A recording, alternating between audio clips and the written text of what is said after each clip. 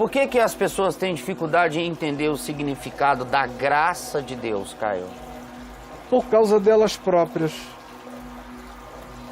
Porque elas não amam por nada. Elas não amam de graça. Elas só amam os que as amam de volta. Estou falando de modo absolutamente geral. Ok. Até filho. Não é todo pai nem toda mãe que ama um filho que não dá um bom retorno. Se o filho começar a dar só maus retornos, depois de um tempo eu encontro pais que dizem, eu não tenho nada a ver com esse garoto. E não é só papo, é fato. Mães também, que fogem, que não querem mais nem ver. Então as pessoas não creem na graça porque a graça pressupõe um amor unilateral, fiel, sem barganhas, sem compensações, sem trocas a fazer. O mundo não concebe isso.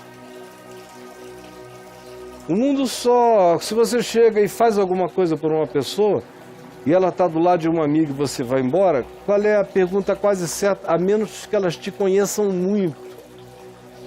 Mas se elas não te conhecerem, qual é a pergunta? O que será que esse cara está querendo? Eu não é? É. Tá, por que ele tá desse jeito? Por que ele deu isso? O que ele tá querendo com você? Esse cara parou aqui, consertou o pneu e foi embora. Eu não sei não, hein? Melhor a gente ficar de olho aberto. Esmola grande, o cego desconfia. É. Então por que as pessoas não aceitam a graça? Tem dificuldade de entender o significado da graça. É porque elas não creem nisto a partir delas próprias. Porque elas vivem sem praticar graça com ninguém. Sim. Então, quando eu vejo uma pessoa que tem uma dificuldade enorme de crer na graça de Deus, a primeira coisa que me vem à cabeça, ao coração é, meu Deus, que dificuldade essa pessoa tem em dar por dar.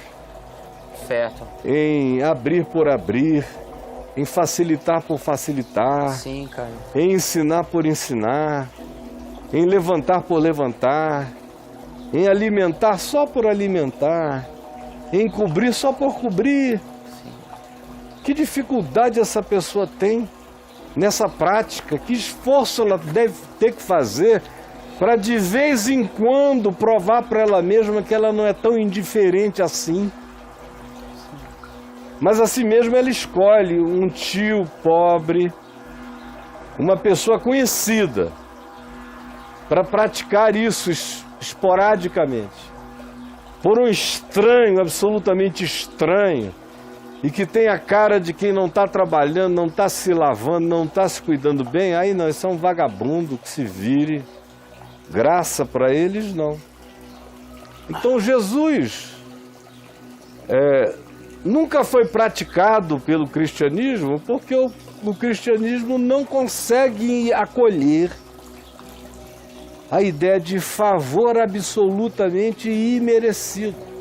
O cristianismo é uma construção religiosa sincrética, aonde do evangelho ficaram algumas pinceladas de Jesus, a cruz, algumas coisinhas, ficou o presépio, a cenografia. São símbolos. Do hippie do primeiro século, cheio de poder de amor e despretensioso que morreu no massacre. Fica lá, o resto, meu amigo, é segundo religiões egípcias, cultos de mistério, gnosticismo, filosofias variadas da Ásia Menor, de Roma, de deuses e deusas que foram chamados para dentro do panteão da nova religião. E todos esses deuses, todos esses cultos, todas essas religiões, eram religiões de barganha, são todas religiões de barganha. Só o Evangelho não sabe o que é barganha. Mas todo mundo faz barganha, o judaísmo é barganha.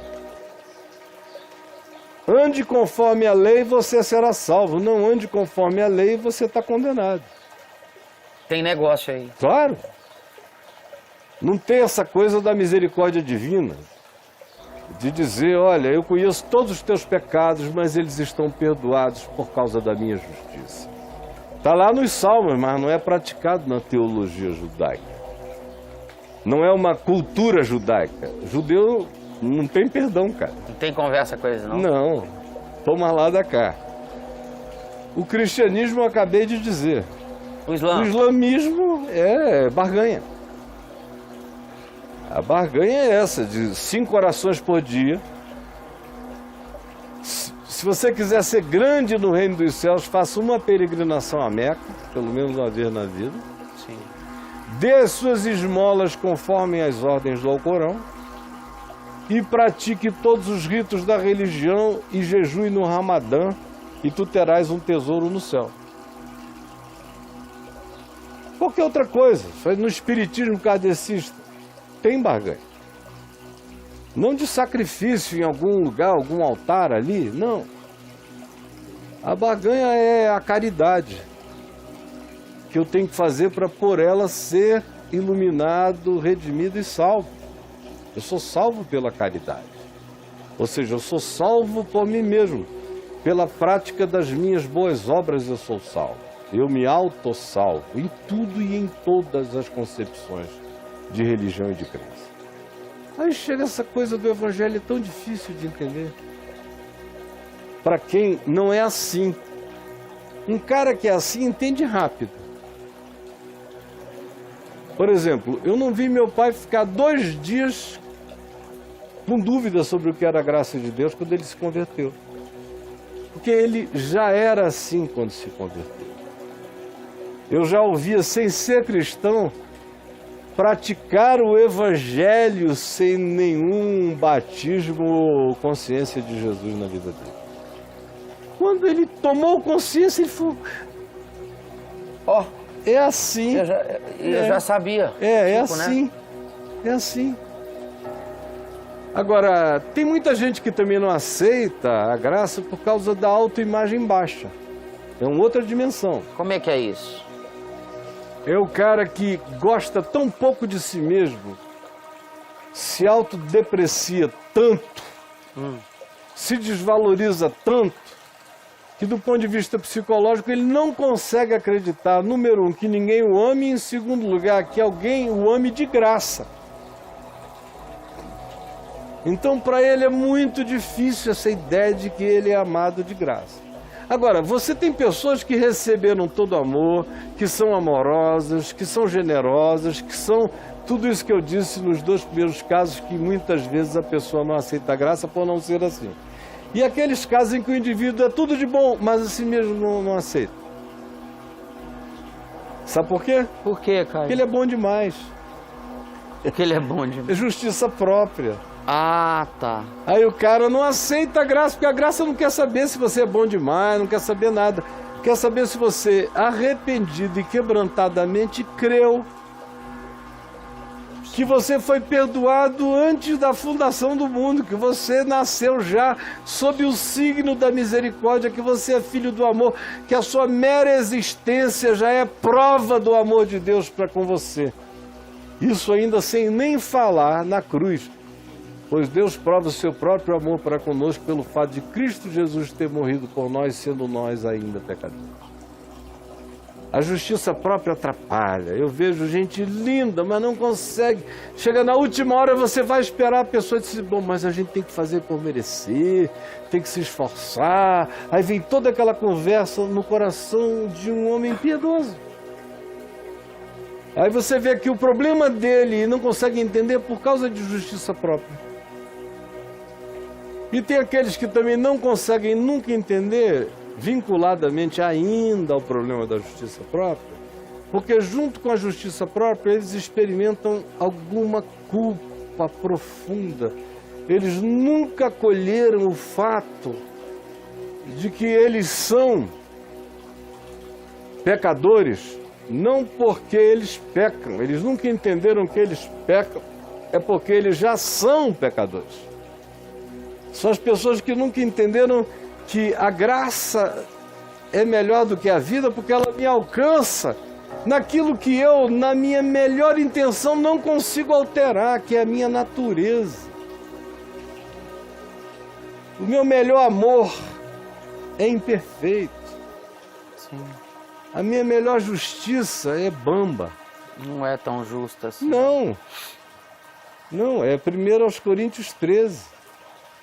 Pois hoje conhecemos e somos em parte, conhecemos em parte, cremos em parte, tudo é em parte.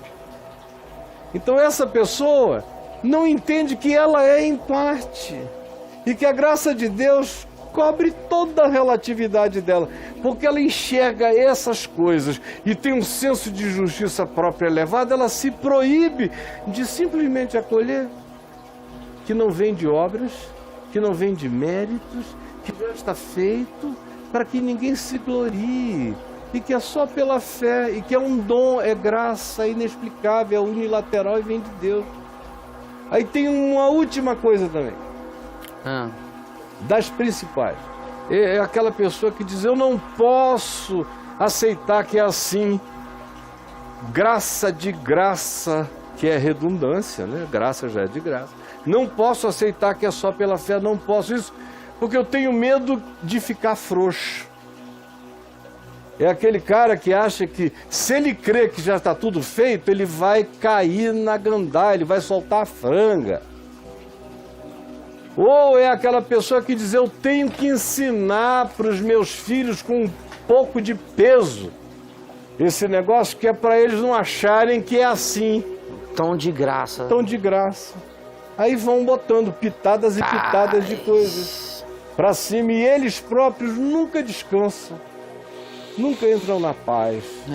Eu disse a última aqui para nós, porque o tempo já voou, porque eu poderia sair falando. Acabou. Isso dá um livro legal. O significado da graça de Deus. E por que as pessoas têm tanta dificuldade em acolher isso? É lindo isso. Os cristãos, raramente você vê um cristão que creu no Evangelho, descansou, se entregou e está em paz. Está em paz. Quase você não encontra. Todo mundo não entendeu. Ficam ouvindo gente de todos os lados. É contradição, é maluquice, é uma caixa de vozes. Aí o cara quer fazer sentido das loucuras que ele ouve naquele sanatório de insanos. Não faz sentido nenhum e ficam perdidos ali. Quando o cara diz, Caio, eu estou te ouvindo, mas eu também ouço fulano, ouço Beltrano, ouço não sei o que, eu digo, olha, fica lá com eles. Quando você não se curar, vem aqui para eu te ajudar, porque eu não vou tentar te ajudar você ouvindo tanta gente. É uma salada, né? Uma salada doida. E o que eles dizem eu não creio em praticamente nada. Só tenho carinho por eles, mas eu não tenho nenhuma admiração por esses teus mestres. Às vezes eles nem ensinam tão errado, mas a vida deles não tem raiz. E faz toda a diferença. Fé você passa pela raiz, não é o blá, blá, blá certinho. Sim. É a irradiação do espigão. É o que transfere fé para o coração do outro.